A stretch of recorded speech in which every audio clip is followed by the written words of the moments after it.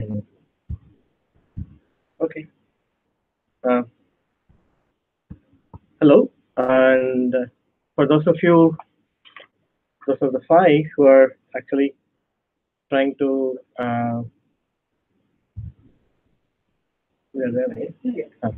For those five who are trying to watch us live, and hopefully um, the courses were good, and you were able to lectures were good in the course, and you were able to understand most of it, if not all of it. And this is an opportunity for me to introduce to you the TAs of the course, uh, Meenakshi on the side and Shruti on uh, the other side. And please type in the questions that you might have, and we're here to um, answer the best that we can. We'll try to do our best to answer and clarify any doubts that you may have.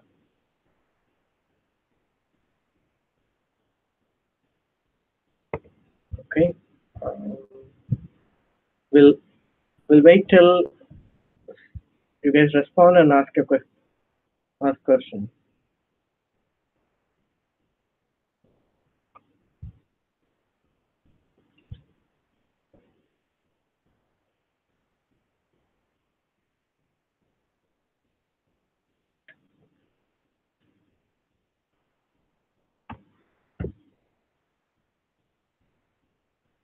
Because it should be that way. Hmm? Something. Ah,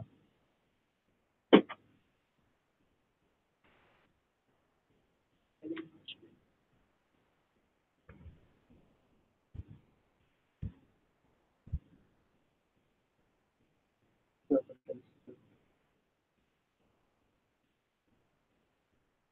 I gather there were some difficulty in understanding Garcia and Collings experiment, so that may be a good place to start.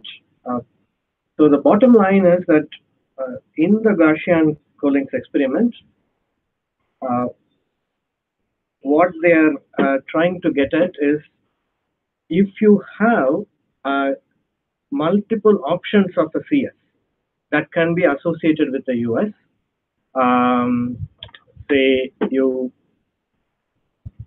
have a given US and you have multiple options for CS, CSS, do they all associate with the same propensities, right? That's number one.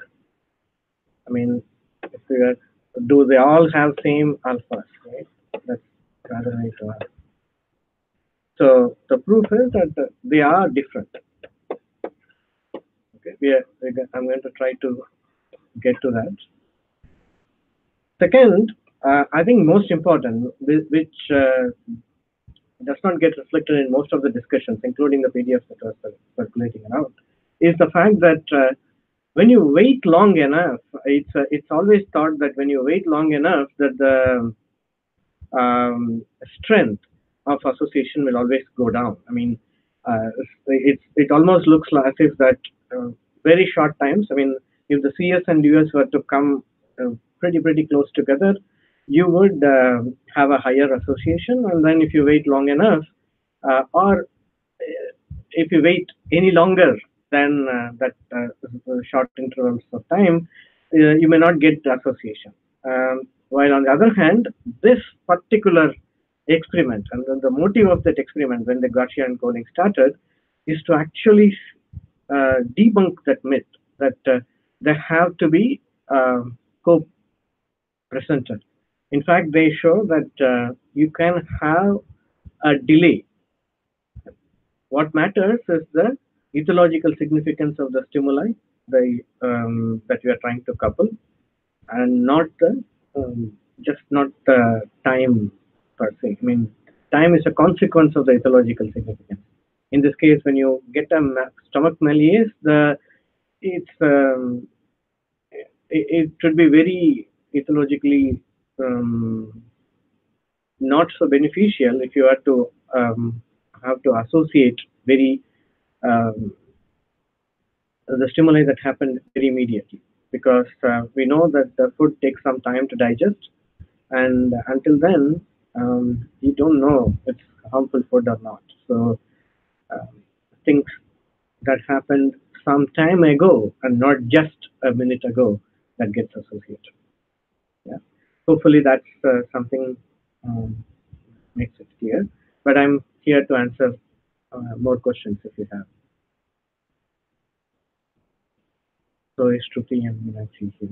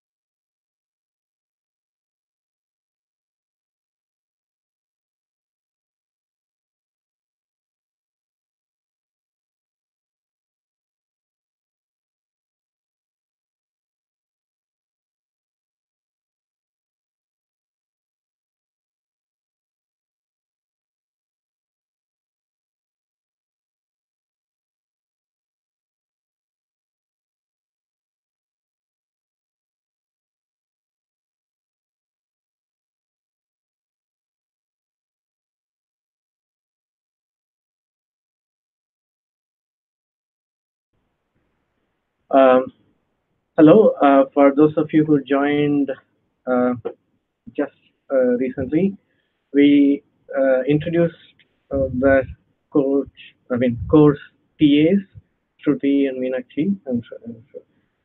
We have couple of questions in the forum, and then couple of questions live in the chat window too. So let's start by answering those questions, and then in the meanwhile, if you have any queries that are coming up in response to the explanation that's been given in the interactive section or during the course, you can type type them out. Okay, the first one is from Jitendra asking about uh, an example for different types of operant conditioning. Right? In the class, we saw that there are four types of operant conditionings: positive reinforcement, negative reinforcement, positive punishment, negative punishment, and oh,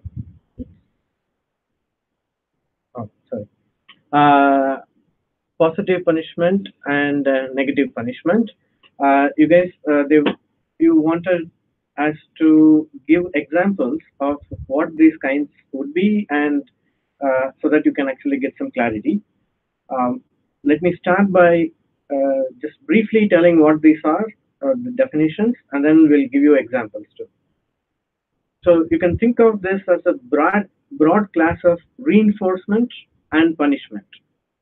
Any behavior, any behavior that you do, or any response that you give to the animal, or any feedback that you give to the animal that enhances its behavior, you call that as reinforcement. All right. So let's that be clear. Any um,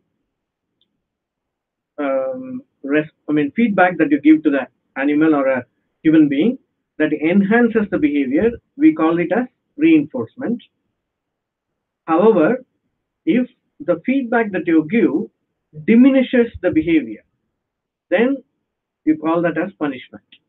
Right? That's pretty natural and intuitive. Something enhances, you say it's getting reinforced. Something gets diminished, you say it's punishment. But you can do this enhancement and punishment in two different ways. That is why you have positive and negative. In positive, what you do is that you put in an extra stimulus or extra, when you give, the feedback is an addition to what is being already there. So, for example, a student performs the performs in the class well, answers the question well, and the teacher gives the feedback, hey, good answering. Now, this feedback is going to enhance the ability of the student to answer, or the willingness of the student to answer the question in future. Since it's enhancing the willingness of the student, you call that as a reinforcement, and the teacher does it by providing an extra stimuli, that is providing extra verbal stimuli here, which is good and appreciation there, right? So that you call that as a positive reinforcement. On the other hand, a negative reinforcement be a situation where, because the person or the animal performed something, you take back a, um, normally existing but a disturbing stimuli. Like, for example, um, you may be having a loud noise present the all throughout in the classroom and or in the place where you are studying, and just because you are studying well, um, your parents or the caretaker might decide to provide you with a room that is noise free. So that kind of enhances your willingness to study more, and you do that. That is done by removing a stimuli, removing a disturbing or a malicious stimuli that is present all throughout. So you call that as negative reinforcement. On the other hand, punishments are the cases where your feedback really brings down the response, right? So positive punishment is very straightforward and simple. So you don't like something that is done by the animal, so you can you give disturbing stimuli like a small electrical foot shock for the animal, so that the animal decreases its response um, in the future. That's a positive. It decreases its response, so it's a punishment. You decrease its response by providing an extra stimuli. That's why it's a positive punishment. While on the other hand, negative punishment is that if um, the animal maybe maybe performing, I mean, maybe navigating to in a path that where it should not be navigating. So you want to make sure that the animal should not be navigating that path. So you have to reduce its response. So you have to clearly give a punishment. One thing you can do is by presenting an foot shock or some other disturbing stimuli. Or the other way is that at the end of this navigation, if you have to give a food reward, if you uh, don't give a food reward when you navigate in a wrong one, then that is a negative punishment. Basically, you take away a food reward normally you would have given only because the animal went in a wrong path. So that clearly is a negative punishment. So that the next time animal doesn't take that path. Hopefully that these examples kind of helps you to orient yourself in terms of what is positive punishment, what is negative punishment, what is positive reinforcement, and what is negative reinforcement. Again, the thing is very simple. We say that when the feedback is to enhance the response, you call it as reinforcement. When the feedback is to diminish a response, you call it as punishment. You can do this in two different ways. By providing an extra stimuli, then you call it as positive. It could be positive reinforcement, which means you provided an extra stimuli whereby the animal now enhances its response. You can also do this enhancement of the response by taking away a stimuli that is normally present. That you call it as negative reinforcement. And then similarly, you can diminish a response by providing extra stimuli. You call it as positive punishment. We said that with an example of an electrical foot shock, the animal does not do what normally it does, like moving around. So appreciation of that is a good example of positive punishment. And negative punishment is the one where you punish the animal not to perform the task. So by taking away something important to it, right? So like I mean, in a parenting situation, it could be simple thing of a child misbehaves and then the parent takes away the TV time uh, or the play time. So that is a clear negative punishment. And uh,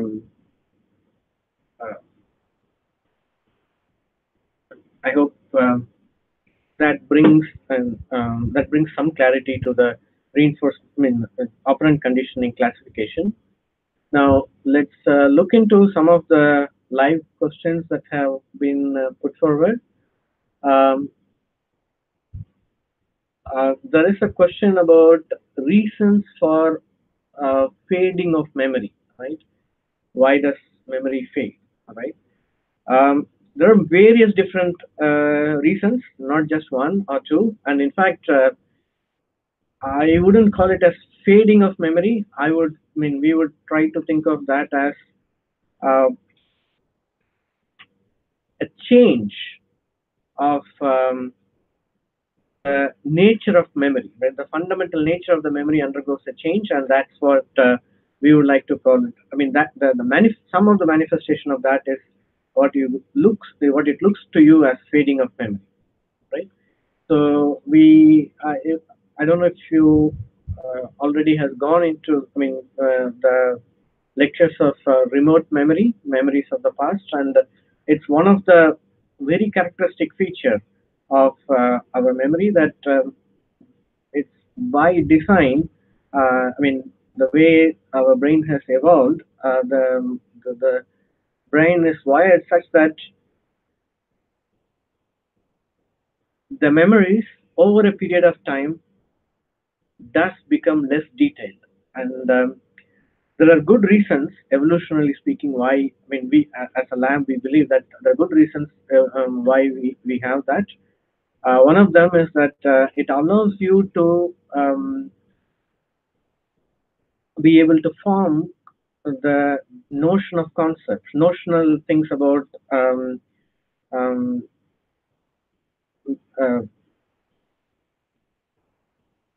specific ideas or the experiences that you have encountered. Like for example, we all go um, to different places through different travels, and we do that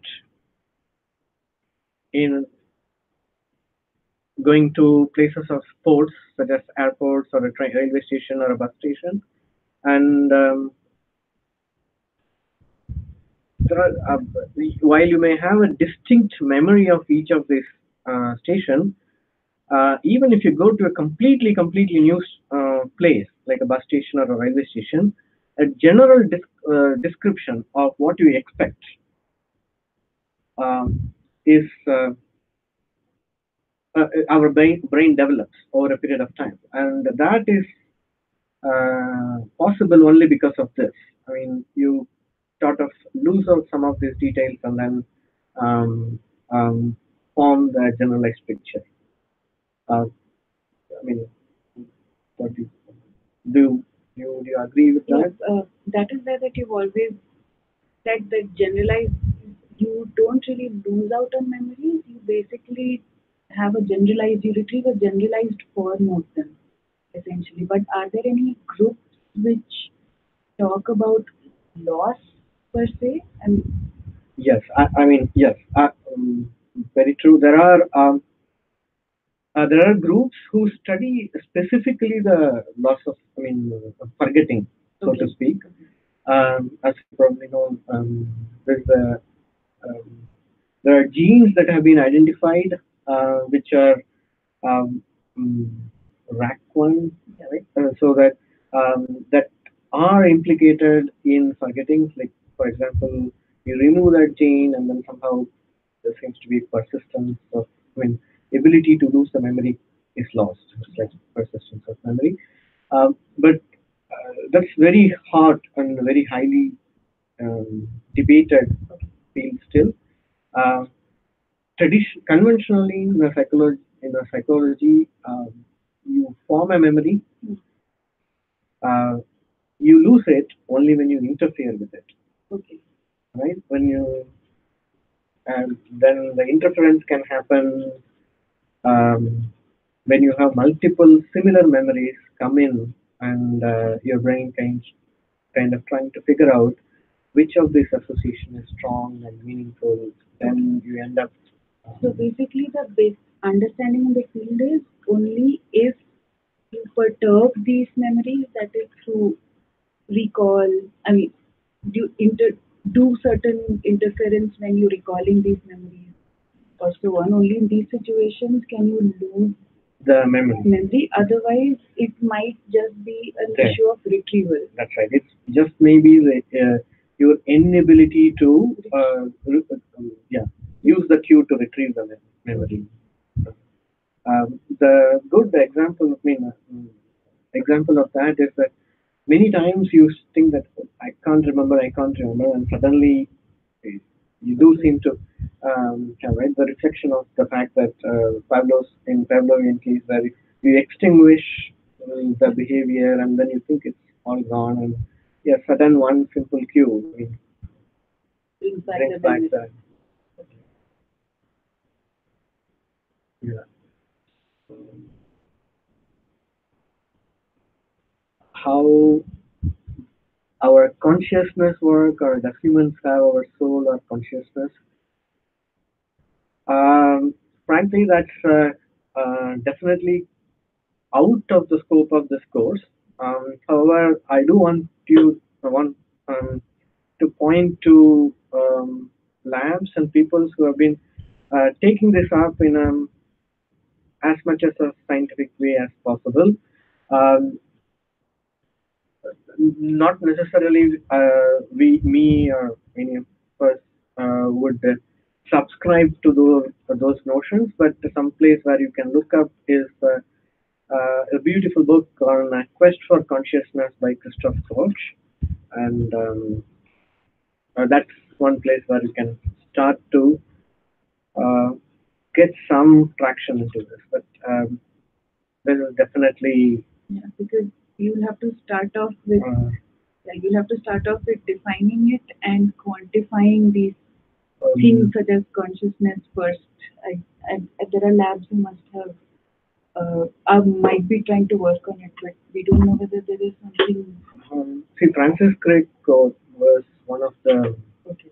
pioneer in he was late Francis Crick, and he was very deeply interested in understanding that. Um, but as much as people have tried to go there and try to understand this, this is something that definitely is outside the purview of and the comfort zone of what we do in this course. So, Yeah, it's a complex emergent phenomenon, yeah, but beyond that, we cannot right now. Obviously, it's not part of a course for you. that's right.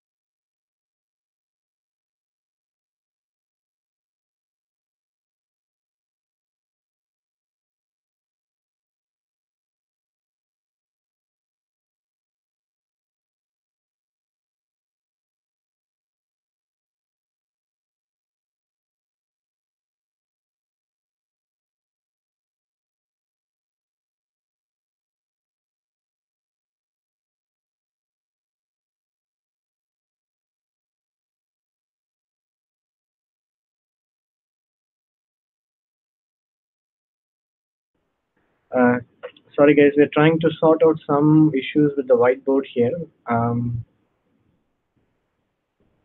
It's just okay. In the meanwhile, uh, what we are moving on to the next question of does the DNA play any role in working of the brain? In the week 4, what you will see is that um, the behavior that we have seen so far, all of it has, um, yeah, just hold on for a second. We are trying to see the white screen again.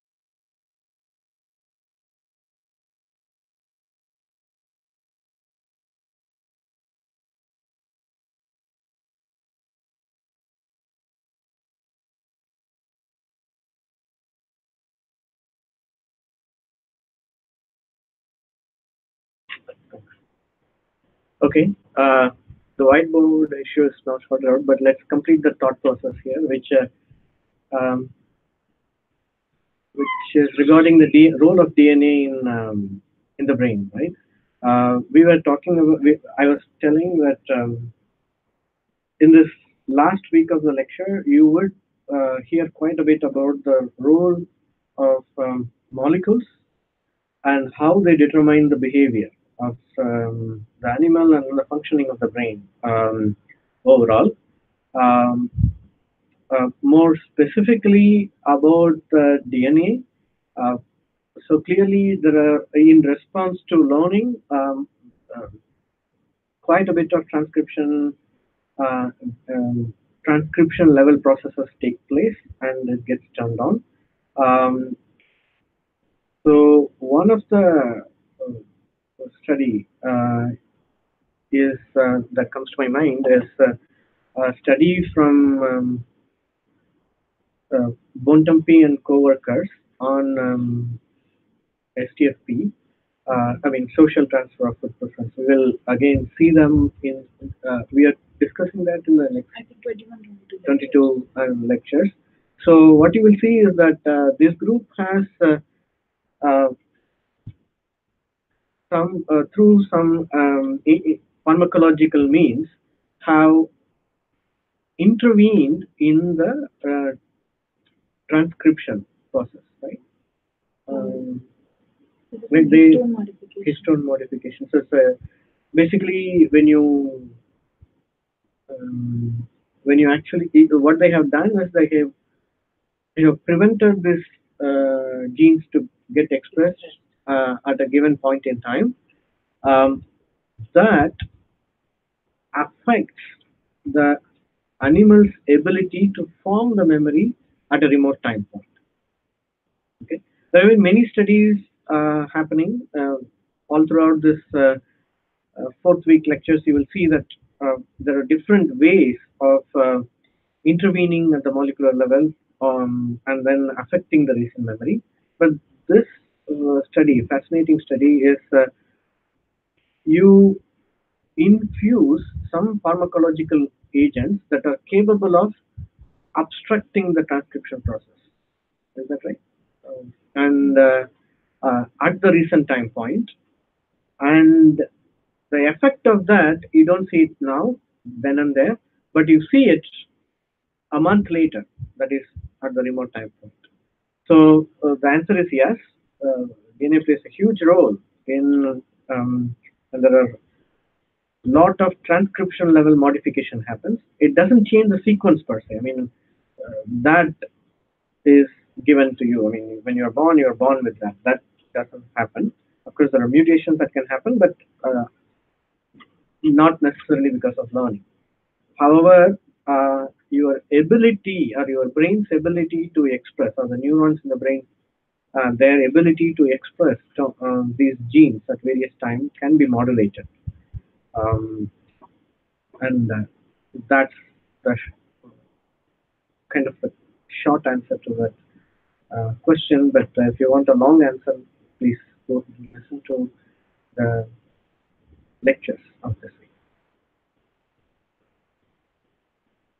Okay, and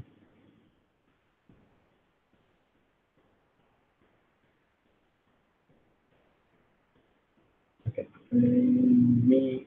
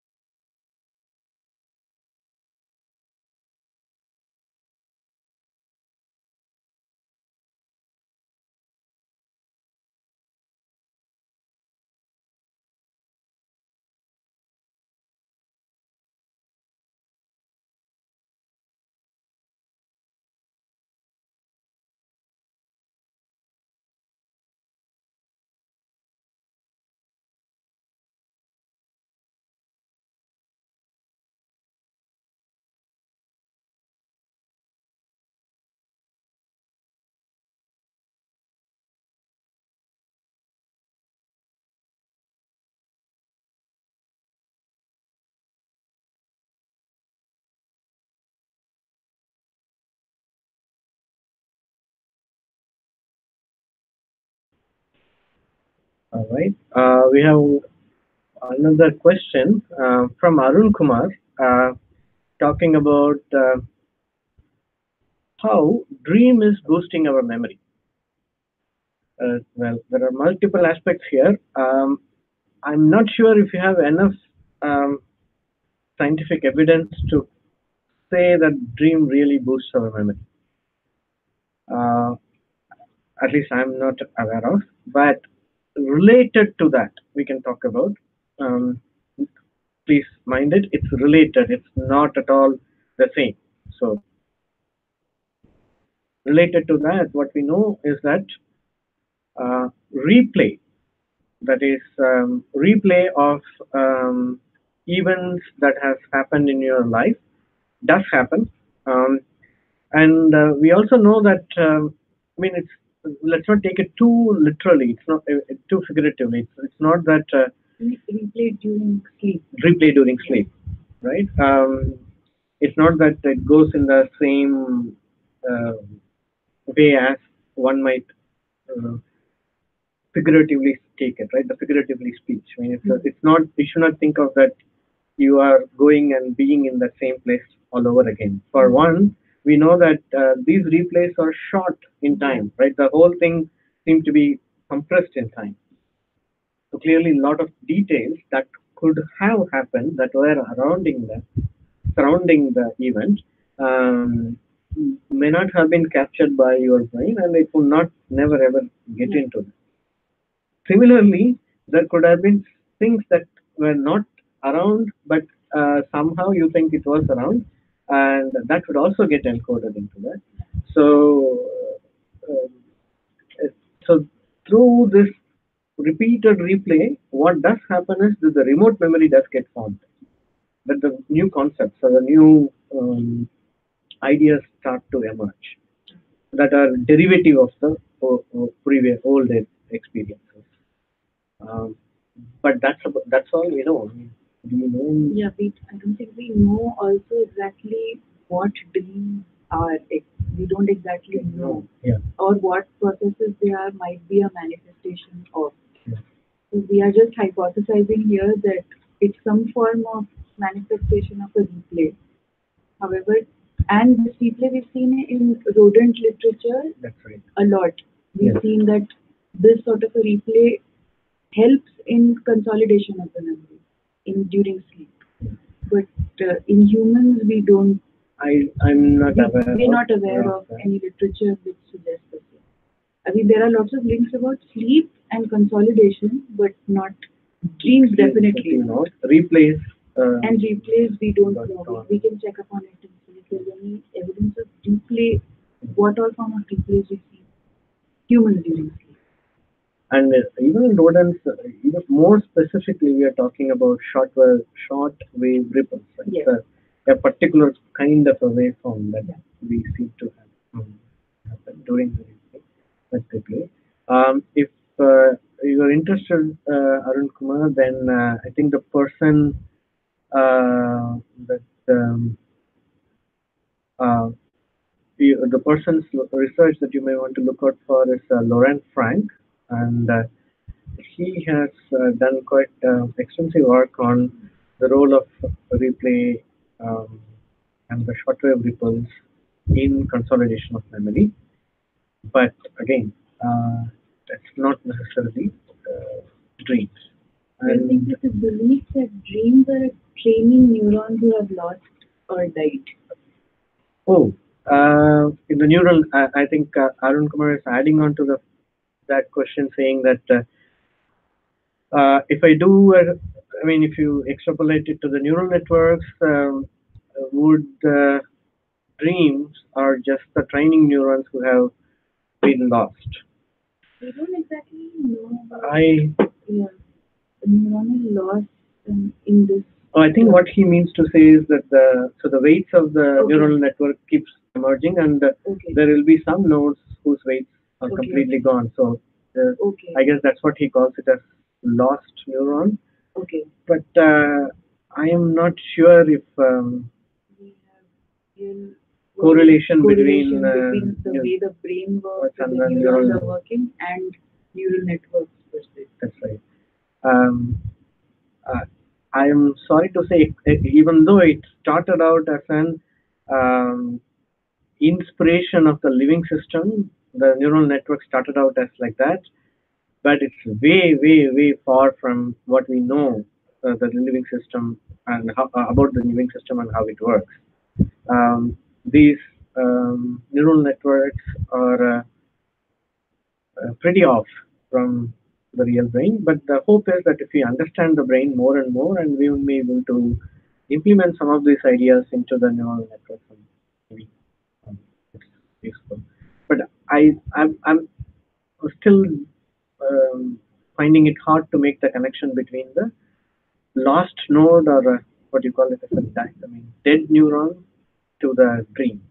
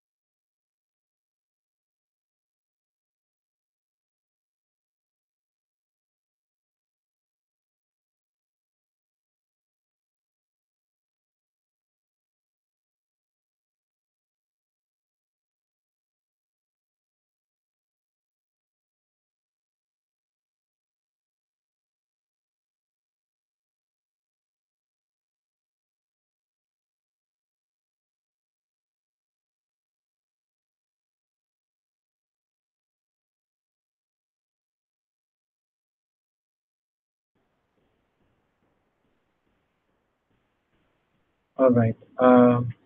We have another question that Meenakshi is reading. Uh, what's that question, Meenakshi? So, Yep. at quantum level, how our brain works and how our memories are stored. While storing memories in our brain, do any changes occur in the neuron? So Mohammed Yahia is asking this question. Um, at quantum level, how our brains work and how our memories are stored, right? Yeah. So can we split that question into two parts?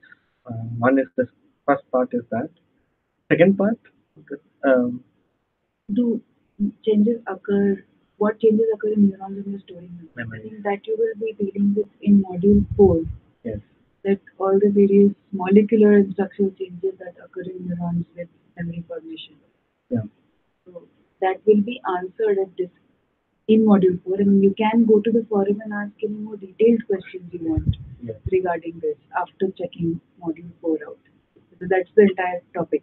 Exactly. Of week 4. And lot of change. I mean, the short answer is lot of changes. Yes, they do uh, undergo a lot of changes, and at the at different scales, at the neuronal level, at the synaptic level, and also at the at the level of genes, level of molecules. Um, so in terms of quantum level, how our brain works. yeah, so I I'm finding it interesting that this question has been asked. That is, quantum mechanics behaves just the way it is, whether it is in your brain or it's outside of the brain or outside of the universe, or I mean, sorry, outside of the earth or anywhere in the universe, right? I mean, let's that doesn't change. So why would it change in the brain? I mean, just because we don't understand it enough uh, doesn't mean that there is a new mechanics or a new quantum mechanics comes to play. So if you ask me I mean, how does the at quantum mechanical level, how our brain works? Um, However, the chemistry of molecules worked at the quantum mechanical level, it's exactly the same way it works. Which, if you ask the chemist, he would say at the level of individual atoms, however the quantum mechanics work, it's exactly how it works. So it ultimately boils down to the fact that uh, the laws of quantum mechanics just remain exactly the same, whether you apply it to the brain or to the outside of it. It's just yeah, because we're still interrogating at the level of circuits of neurons, of molecules that constitute the neurons. And that in itself is responsible for a lot of complex emergent properties in behavior, and we are still interrogating that. Uh, we don't think we need to specifically interrogate at a quantum level separately because there's nothing to make us believe that it should be any different. Yeah, that's a very good point. I mean, until now, we don't have a pressing need to introduce quantum mechanics other than the fact that one can say, oh, maybe there are a lot of unknown facts here. I would like to look at that from that perspective. Uh, that's a huge leap, but if somebody wants to do it, I'm sure. But we have many other levels to cross before we reach to that level of detail. Yes, and personally, if you ask me, probably I don't think there will be new quantum mechanics that's emerging just from the brain, but who knows? Yeah. Amal Kumar has done a follow-up saying what he means is by replacing old neurons to new neurons, what are the day-to-day activities causing major changes? So I guess this could be about turnover of neurons. Is that a phenomenon in the brain which is responsible for loss of memory? Loss of memory. I mean, if you lose a neuron, definitely you are going to. If you lose a part of the brain or a lose neuron being part of the brain, you are going to have some uh, consequent loss of memory. But if you, I mean, I see that being different than the question of what is the day-to-day activity and how does major change in the total belief system.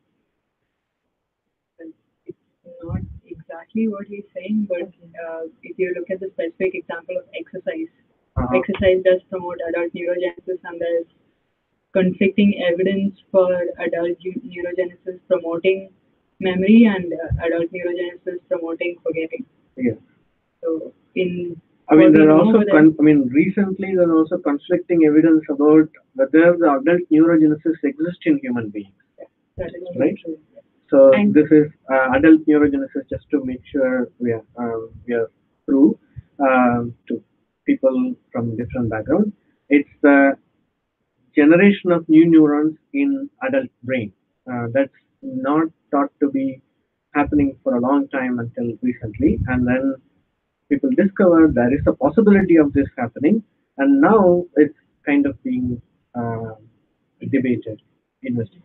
And also, it's occurring in only very small, specialized regions areas. It occurs in the hippocampus. I mean, that's one study. These studies show that they occur only in certain areas of the hippocampus, also to adult neurogenesis. But what is their role in updating or changing memories? We only have a few rodent studies, right? That's right. And they're also slightly conflicting. That some of them, some people say that it might be helping in formation versus also forgetting. So we don't have a consensus in the. I'm not sure if forgetting, but faster consolidation, Faster right? okay, yeah, It move go it goes away from his hippocampus. But we don't have a I exactly don't in the think so. field regarding formation of new neurons And and the relationship to the strength of memory, so to speak. generally turnover of neurons is not exactly a concept that is can be applicable to the adult brain. That's definitely Yeah, no. that's not how it functions. I mean, molecular turnovers exist, and changes in the properties of the neurons, molecular properties in neurons, that could be occurring constantly, but neurons are not turned over. It's not a regular thing in the adult brain. So that is not exactly a mechanism that we would ascribe any of these properties.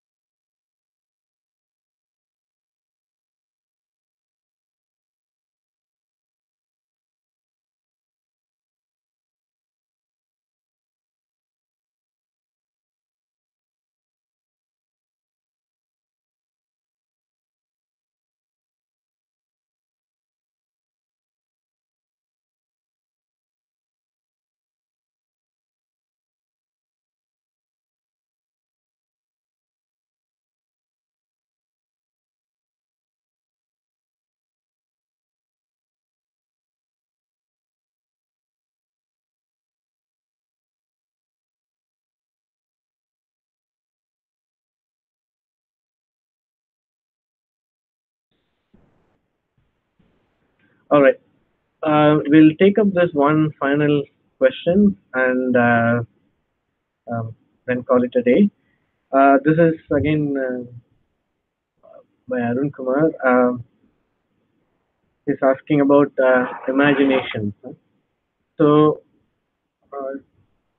I would say imagination or daydreaming would be um, a bug that is come. I mean, it's a I mean, it's a result of a bug that has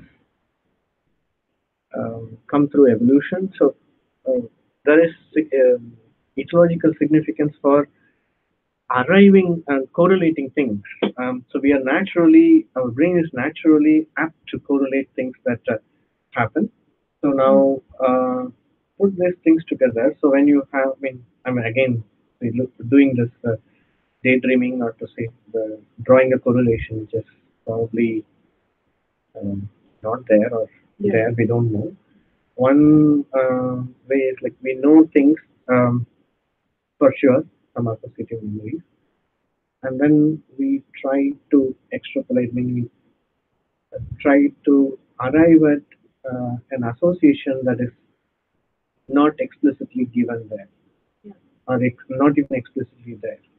And we hardly know much, anything about this. How do we even make up that? I mean, that's the bread and butter of our research in the lab. But we do that in rodents. Um, Other than that, how else would you say, man? And of course, it is creating imaginary scenarios or predicting what will happen if you do a certain set of action.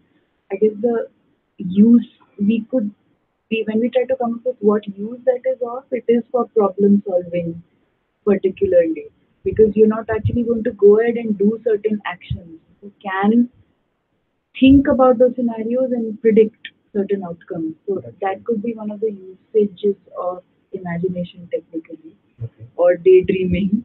But apart from that, it can obviously spill into several other domains. You can imagine other scenarios. You said that that could be a bug.